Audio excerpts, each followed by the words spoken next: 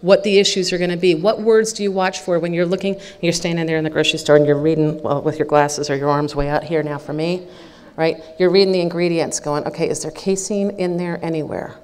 And it's hidden in a lot of words, okay? So you have to look for those words and make sure that you're not taking something home to your kiddo that undoes the work that you've been working on so hard, okay? Sometimes kids have to have other things taken out. Some kids are corn freaks. You give them corn and they go bonkers, and you didn't see it until you took away the gluten and casein. Some kids go crazy if you give them sugar, and yes, it is an addiction. Danny, plug your ears so you can't hear this. When my daughter went gluten-free, casein-free, she was in a really nice, quiet little private kindergarten. She got kicked out because she tried to kill her best friend. She sat on him and throttled him. Withdrawal was very special in our house for a few days, okay? But she started talking after we got through withdrawal. And it was extraordinary, the change that happened. Okay, there are lots of different diets. The best diet is the one that works for your kid. You can get some help from doing some testing, but you need to remember something. When we talk about casein and gluten-free for our children, we are talking about it because it is a morphine-like substance when it gets into the bloodstream of our children.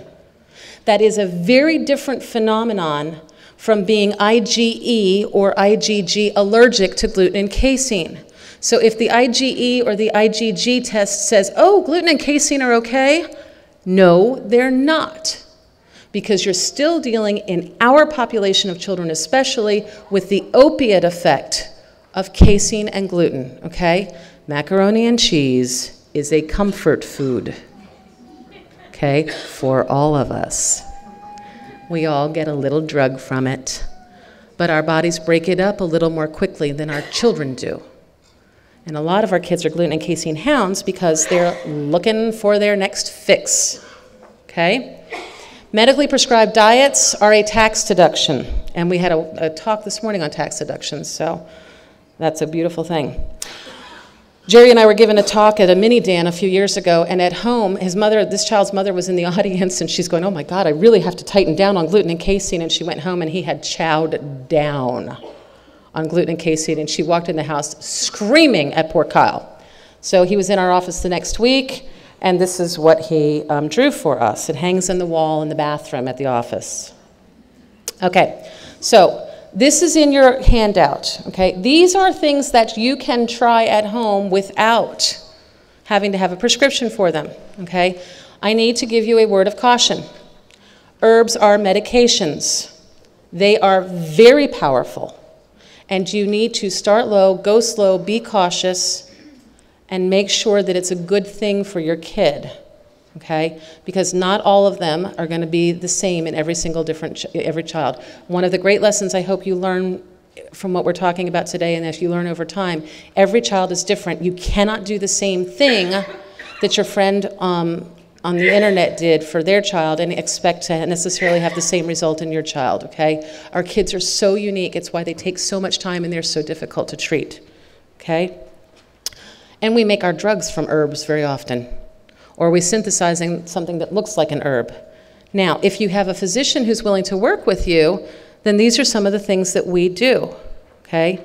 We can use nystatin powder. It needs to be the oral powder, not the topical powder, okay? It's hard to get, but it is absolutely doable. You can use oral amphotericin. It's a little expensive, it's harder to use, but we use that sometimes when the other things don't work. And then, of course, there's all the azoles, the Sporanoxes, the diflucans, etc. And those things are just from heaven, as far as I'm concerned. They've really made a huge difference in my house. All right? What if we're constipated? What sorts of things can we do if we're constipated? George's aloe juice tastes like water. It is magnificent stuff. Large doses of vitamin C, fiber, sure. There are a whole bunch of different fibers out there. A lot of them add and subtract gluten at different times, so you really have to make sure that you're looking at your ingredients. Enemas, every once in a while, we have to get hardcore about things and really get our kids cleaned out. Miralax, if we have to. I hate using it, but every once in a while, you've got to get a kid cleaned out, okay? So when we treated constipation, this little girl, all of a sudden, she doesn't look quite so distended, does she? Okay? That distended tummy is not a normal thing. And if your child has a distended tummy, we need to be working on that. even if they're pooping a little bit every day. A lot of our kids